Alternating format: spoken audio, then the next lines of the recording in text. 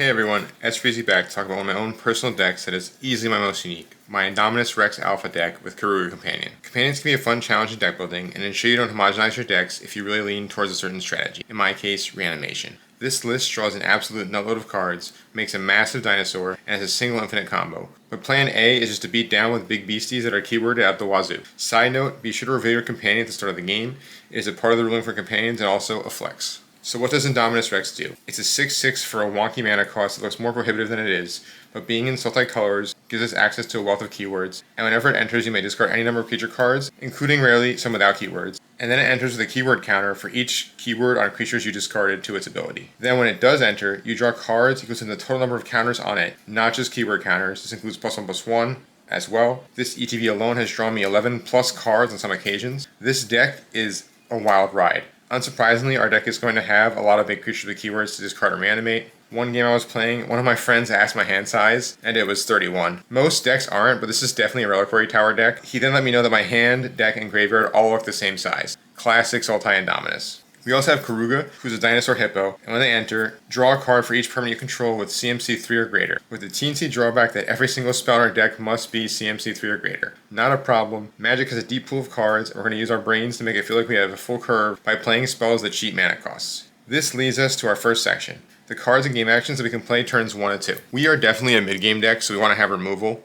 For removal, we have Dismember and Snuff Out to punish people who thought our pants were down, as these are either 1 mana or free if we control a swamp. Dinosaurs don't even have pants, you big dumb idiots. Once we have our commander, we also have Deadly Rowlock to cast for free, but that's not usually until turns 4 or 5, which is a great way to empty some of the cards from your hand if you've drawn too much, which does happen, so a free spell is always nice. This will often clear a blocker for our commander if it has something like Menace, for instance. If an opponent has an explosive start, we also have Massacre, which is a personal favorite of mine. It's a free -2/-2 for all creatures if an opponent controls the plains and we control a swamp. My meta has a lot of white, Boros and Orzhov in particular, as well as token decks, so this card is aptly named for me. But if your meta lacks these kind of decks to play against, this can be cut. But in my case, it's often free mini board wipe that doesn't impact our creatures, so this card is excellent if it's the right call for your meta.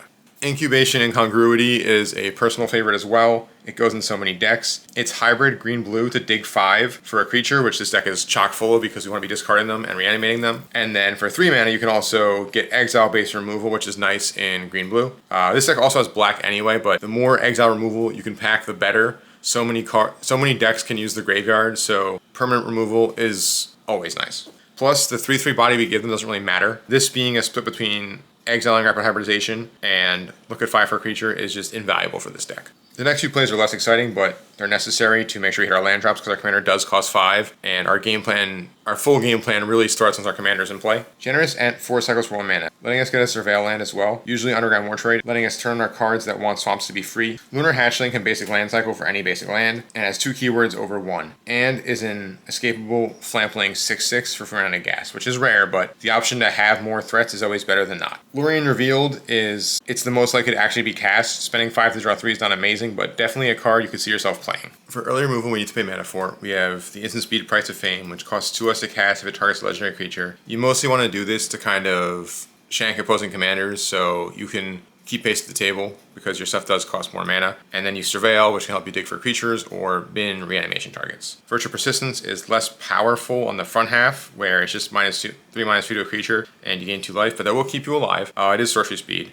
But then, once you get to the late game, you can spend 7 mana to reanimate a creature from any graveyard during each of your upkeeps, which is super powerful in a deck full of big fatties, and we can also use our opponent's stuff, so that's also relevant. The ability to be flexible when we cast early game is super huge for this deck. We have a surprising amount of plays early, despite everything costing, on paper, 3 or more CMC. This deck is playing a lot of spot removal, but since we draw so many cards, we can afford the card disadvantage to maintain domination of the board with our giant Apex Predators. Overlord of the Belmark is a nice threat to set and forget, and then late game it turns into a card drawing monster, but in our deck it also grabs us a creature on the way down, and then you just have this 3 CMC permanent in play for Keruga, and then later on, of course, can grab another creature. We can rebuy our cycling cards to get extra land drops, or we can get a massively keyworded threat for Indominus right to our hand. And our deck is mostly creatures, so this will almost always hit. Life Death, but really just Death, is reanimated 2 mana, but with a CMC of 3 so we can play it, and therefore a fucking course for playing this card. I think this is honestly worth it for more decks as a second reanimate effect, but it's still powerful at 2 mana. Never cast the life half unless you like losing. We also have Restart Sequence to be a 2 mana reanimate once our commander attacks, and let me tell you, giant dinosaurs like to attack, especially the ones we are gene splicing to be extra aggressive. We're running the full set of Surveil lands, and both lands that can reanimate, Portocarfel and Tomb Fortress. Since we're occasionally taking off turns 1 to 2, we can afford some. Just make sure to sequence your lands correctly, so that when you can cast your spells, you can actually cast your spells. Since we have a lot of big dumb creatures, these cards are where the includes, and the Surveils will help us sculpt our hands and or graveyard,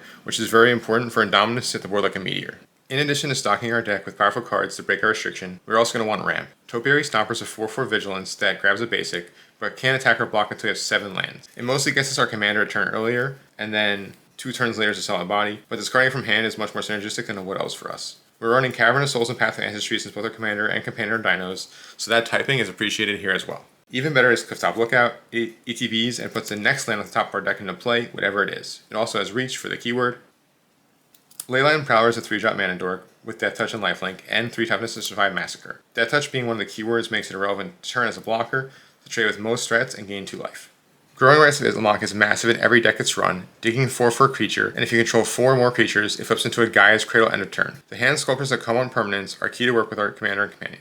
Bontu's Monument reduces the cost of black creatures by 1 to let us play our commander turn 4, but also is part of our infinite combo with both Food Chain and Mist Hollow Griffin. This drains the table whenever we cast a creature, and even without drawing true infinite, this goes hard with Food Chain, which will let us chain through all the creatures we draw to drain out the table. Also, Food Chain in a Dino deck, flavor win. But seriously, even a value Food Chain in this deck goes insane. You can just exile your commander and recast him to change the keywords and draw a bunch of cards. You have tons of creatures that ETB and get value. This package is very powerful. The weakest card by far is Mist Hollow Griffin, but you can, at worst case, discard it to your commander to draw a card when it comes into play. We also have Death Sprout for removal and ramp packages to a single card. It comes down the turn before our commander to make sure we can cast it even if we miss the 5th land drop. It also eliminates the removal being card disadvantage problem by stapling a rampant growth to murder, and instant speed is always appreciated. Culling Ritual is an amazing sweeper that often lets us stump our hand. Notably, our commander only needs to be cast with black and green, and Keruga only needs green. And paying 3 for a companion is much easier when you have 10 mana in your mana pool. This will knock out all the 2 mana rocks and tokens, leaving our high CMC beaters untouched, and our mana pool bursting with potential. This card is a slam dunk and cheap. Run it in your Golgari X decks, please. I usually don't run 3 sweepers, but this deck wants to play the board later in the game, so we're also running Toxic Deluge and Damnation. Our commander being a 6/6 means we can often Deluge to keep it on board, and it can gain Indestructible to let us cast Damnation without losing it as well. This deck has a lot of tools to beat small aggro decks because the way it would often lose is getting overrun early. So make sure you can keep stuff off the board. It wouldn't be a deep dive deck without exploring your utility lands and MDFCs. So we're running, of course, Boseiju and Otawara, given we have effectively 2 commanders, or legends at least, in the command zone / our hand because of our companion. These cards are reduced by as much as 2, so Boseiju will almost always cost a single green, and Otawara will cost 1 and a blue to bounce any permanent. We're also running Sink into Stupor and Fell the Profane, as they're just valuable MDFCs that can be either lands to up our land count because our commander does cost 5, or ways to get rid of things on board. To round out our removal, we have Awaken the Undead Dead, which is a sweet saga for Sultai that ETBs to destroy a non-land permanent. The second turn it mills 3 to fill our yard, and the third turn you can discard a card to take a creature or land card out of your graveyard for even more gene selection for our commander. The ultimate way to get good genes is to tutor for them. The least powerful of which is Moonvolley Beast Tracker, which can search for a creature to put on top of our library that has Death Touch, Reach, Hexproof, or Trample. Our first target with this is often Sire of 7 Deaths, which will draw 6 cards alone and discard to our commander. Death Touch gives us Yar for double ETB triggers to go absolutely ham with our commander, or Railway Brawler if we curve out 3/4/5 to make our commander at 12/12 that draws 6 before we even discard anything. Brawler being plottable curves out perfectly and makes our juicy fatties even juicier and fattier. Fierce Empath puts the target right to hand, but it must have 6 or more CMC, which is barely a hoop in this deck. This one has a wealth of hexproof and indestructible targets, but can also grab Sire of 7 Deaths for the most value. It can also grab a land or card draw option and Disciple of Frailes. Grim Tutor can grab us any card, not just creatures, then we lose 3 life. This is the card I would cut first for this deck easily. It's heavy on pips, loses life, and doesn't commit to the board, but Tutoring is powerful and it can notably get our free interaction spells in Fierce Guardianship or Deadly Relic. Threats Undetected doesn't cost life and gets 2 creatures to hand. However, you can select 4 different powers, then an opponent chooses 2. We have a lot of options, but your pile should include some hexproof creatures, maybe Sire of 7 Deaths, and Spark Double. Since Spark Double can act as a copy for your commander to do it all over again. Squirming Emergence is our last reanimation effect, hitting any permanent with CMC less than or equal to the amount of permanent cards in our graveyard. This card has become an instant staple for me, and it's still relatively cheap, get it while you can. Permanence and not creatures is relevant when we have cards like Collective Restraint. Because of all of our land searching, we're going to have 3 land types to make sure that our opponents cannot attack us without spending 3 mana per creature. That's going to be invaluable in a deck that wants to survive early in the game. Outside our commander and companion, we've got a ton of more card draw in this deck. Glissa Sunslayer has Death Touch and First Strike, meaning she'll often connect. When she does connect, either draw a card and lose a life, destroy an enchantment, or remove 3 counters from something, which became more relevant with the prevalence of station lands and all the space stations, but you can also remove counters from your Overlord of the Bailmark to get online sooner. Glarb is a 3-drop, 2/4 with Death Touch to block with, and you can also tap to Surveil 2 at end step or main phase if you need to hit a land. She also lets you look at the top card of your library anytime, which you can manipulate with fetches and tutors. And more importantly, you can play lands or cards of mana value 4 or greater off the top. This includes the free Deadly Rollick and Snuff Out for blowouts at instant speed. So definitely include Garb in this deck. He also just is a play early and he filters your draws. His card's so good. Elder Gargoth is a 6/6 with Vigilance, Reach, and Trample for 5 mana. Wow. That's not all though. It can also either draw a card, gain 3 life, or make a 3/3 whenever it attacks or blocks, making combat extremely profitable because remember it has Vigilance, it's attacking and blocking. Steamcore Scholar is a more burst card draw, but also has Flying and Vigilance. So you often discard this from hand rather than cast it, but you have the option to cast it early to filter your draws. When it ETBs, you draw 2 and then discard 2 unless you discard an instant or sorcery or a creature with flying. Rhystic Study is a known powerhouse and needs no introduction as our second game changer. This card draws an insane amount in our deck of punching hard and drawing cards. Speaking of punching hard and drawing cards, Nezahal the Primal Tide is one of my all-time favorite Reanimation targets. Even when cast normally, it can't be countered. It also, notably for this deck, eliminates our max hand size, and we do be max in that hand size. But also, whenever an opponent casts a non-creature spell, we draw on cast. It can also blink itself if we discard 3 cards, which combos with Archfiend of Ifnir and a full hand to be a sweeper for our opponents. Archfiend is also great in conjunction with our commander because when the commander ETBs, if Archfiend's already in play, you'll often discard 5+ cards, and that will shrink your opponent's board permanently and usually just eliminate it outright, unless they have a lot of big creatures. Last March of the Ents also cannot be countered, a great line of text on your 7 and 8 drop bombs. It draws cards equal to the greatest power among creatures you control, then you put any number of creatures from your hand on the battlefield. This goes even harder with Railway Brawler or Yarok as a creature, or if you brought Keruga to hand first to then refill your hand after putting all of the permanents with 3 CMC into play. You can have the absolute nut if our next guy's trigger goes in the stack after. Galta Stampede Tyrant loves we put Cavern of Souls on Dino. He's an 8 mana 12/12 Trampler, or less if you discard then reanimate him. That brings your whole hand with it. He loves being in play before Last March of the Ends as well, and is great to have after buying Keruga to hand to perfectly refill when it hits the board for a whole new era of prehistoric domination. This deck can absolutely go off with Keruga, Galta, and Last March of the Ends. Oftentimes you don't cast Keruga, you just buy it to hand and play one of these cards and get its effects for free. So you dump your entire hand and then draw cards equal to the amount of creatures you put down.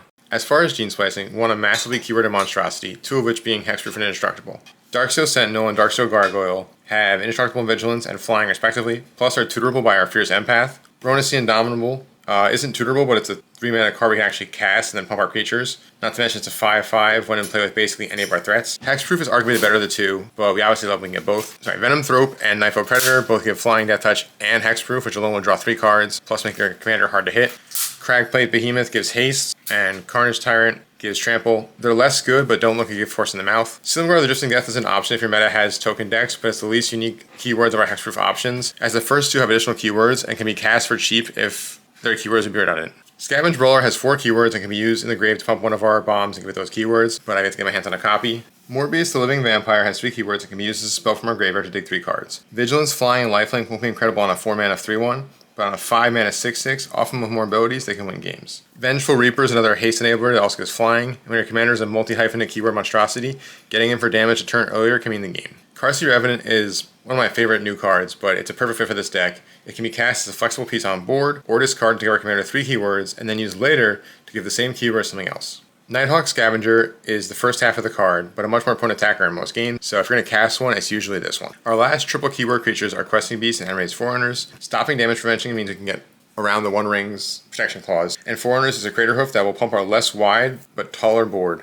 giving vigilance to avoid crackbacks. Wormcoil Engine's keywords are welcome, but it's also a sticky threat. Hornet Queen is another great reanimation target, giving our commander 2 keywords, us 2 cards, and when it enters, 5 flying death touch bodies. Phyrexian Flesh Scorcher is flexible in casting cost, gives our commander menace and lifelink, making it a racing machine. But the flexibility is huge here. I think when designing these kind of decks that are kind of swingy, the flexible cards make the deck work so much better. Lastly, for threats, we have Doom Whisperer as a self-mill machine that's coincidentally also a massive Flampling beater. If we discard it to our commander's trigger, we get 2 counters and then 2 cards. Speaking of 2 counters, we have both Mighty Emergence and Master Biomancer to make sure that each large creature comes in even larger, and Emergence is only 3 mana, but Emergence makes anything with 5 power come in with 2 extra counters, and Master Biomancer gives 2 counters to all of our creatures. But if it gets buffed in some way, it gives more counters to our creatures. And these will both ensure that when our commander comes in, we draw additional cards in addition to the keywords. I already mentioned Beside You and Oboro, and this deck really wants to bolster its spells by using the land slots. We have Takanuma to buy back a threat. We also have add 3 mana Black Bloom Rogue as a keyworded creature that's also a land.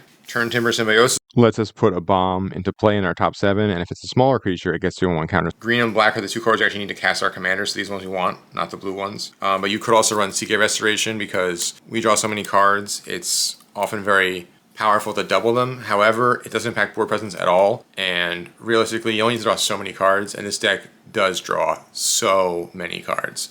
So rather than tap out for 7, you kind of want to deploy your threats. I think in this case, Last March of the Ents and our commander just do it better, so we don't need Seagate Restoration, but it's definitely a worthy include. It's basically free, it's a land slot, you could run it, I'm just not. Reliquary Tower, as mentioned earlier, will help us keep the cards in our hand. Cavern of Souls to make our dinos uncounterable. Llanowar Reborn also enters a counter on it. It doesn't enter tapped, but we can use that counter to have our commander come in even larger and drawing even more cards. Waterlogged Grove taps for green and blue, and also can be cycled if we have too many lands or just need to draw more action. And lastly, Yavimaya, because our commander does want double green, and this helps with that. You could run Urborg as well, but I'm not because it costs a lot, and I only have so many. The rest of our lands are all fixing. We've got the basics, shocks, surveils, fetches, and Triumph Command Tower. My cat is currently sitting on the breeding pool, but it's in there. And you definitely want all these. You want the black ones to turn on your Snuff Out and Massacre. You want the fetches because it gets you the most flexibility in your colors in a 3-card deck, but also you can surveil to bin a reanimated target in the yard. There's some cards that can be utilized in the graveyard to bin the yard, and you can just fix your draws. That's always good. And then you can use the fetches to kind of pace out your early turns better by getting a surveil, getting untapped land. And then we also have cycling cards to get basics and untapped ones. And because we're running Field of Dead, you want to have the biggest spread of lands you can. So of course we're running snow and regular basics. We also have a blue-black filter to make sure that we can always have double black. We have Within the Cemetery, it makes our primary colors, and we're going to have the basics and stuff in there. And then lastly, our fast lands that check for opponents, which you always want to run in commander when you can. That concludes my deck tech for Indominus and Keruga. There are definitely cards you could put in here that I didn't. I think that as alternates, you have the option. You have all these options that are pretty reasonable. Again, assuming it's the companion build like mine is. Silumgar I mentioned earlier is just a hexproof target that's got additional text. Wayward Swordtooth can help you ramp, but it's not actually as good for the keyword strategy, which is why I have omitted it for the Topiary Stomper. Loading Zone I want to try, but I just couldn't find space for. For 1 green, you can double the counters. Problem is, the commander's coming down on 5 anyway. You don't really want to delay that any longer. Migration Path, again, great card because it has the cycling option, and this deck has like a discard sub-theme, but it does ramp you on turn 4. We have Waker of Waves, which doesn't have keywords again, but can be used as a spell early on by discarding itself. Rigor Mortis is a reanimate spell that adds a counter if you spent black, green on it, but it costs 4 mana, which is not very efficient. Jonesy the Midnight Sky is a threat that's also got 2 keywords and can be a reanimate spell if it dies, or you can make opponents discard cards, but I felt that it was kind of clunky. Murderous Cut, again, another great include. You can cast a kill spell for a single black, but it's usually only after you've played your commander. So even though this can be cast for cheap, it's often not cast for cheap till later in the game. And lastly, Waterlogged Teachings is a dual color MDFC that searches for an instant, and that's almost always going to be either Deadly Relic or the free counterspell the turn before you play your commander. I think this one also warrants inclusion because it literally occurs right into your commander. You play this the end of turn 4, get the spell, play your commander, have free counterspell. So I think this one actually may go on my list. Now I would definitely cut a land for this. Probably a basic. If you like playing big stompy threats and drawing cards, this is by far the deck for you. It's got interaction, it's got just a slew of the biggest freaking creatures, and you just attack. You also have an infinite combo, but it doesn't come up that much, and I gotta say, this is probably one of my decks that I will probably never take apart. I'm not always a Universes Beyond hater, I swear. I think some of it works. I don't like the Jurassic Park cards with the human characters on them, but I love me a big dino. This deck also has Companion, which to me is like, just tickles me in just the right way. You gotta work a little bit extra to make the deck work, but when it does, it's glorious. I would recommend this deck for pretty much anybody to build. So, as always, I'm sfreezy, stay frosty out there, and keep on brewing.